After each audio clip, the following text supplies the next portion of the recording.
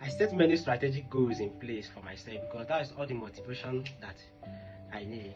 It keeps me busy every day because I can't abandon a project that I've taken my time to establish for myself. So you see that is how I'm able to achieve consistency in anything that I'm doing. Likewise, every other great entrepreneur you are seeing out there doing excellently well for themselves. So even some days when you don't feel like, attending to one or attending to two, you might feel like attending to three or to four at least. Okay, so if one isn't motivating you, maybe the other might be motivating you. So set as many goals as possible, set as many targets as possible for yourself, because it will keep you highly determined to achieving something, because you can't be idle doing nothing when you have so many strategic goals you have set for yourself, have so many challenges you have put out there for yourself. So I remember you can only achieve this with constant practice. I've put out a video about constant practice.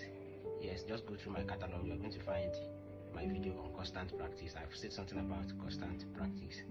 So not to make this video long, you just you practicing often for you to be able to achieve these strategic goals, because it's not something you can just do. Yes, you might be overwhelmed at some point. So to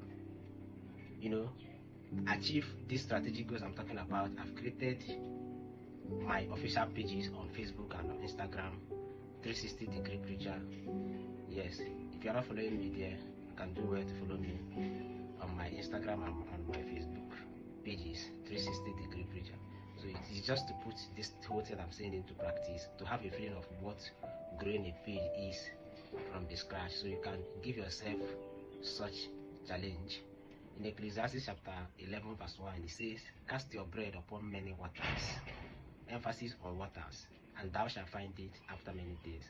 So we've known that the plural of water is water, but now water has now become waters. It implies different sources of water. It could be pond, it could be ocean, it could be stream.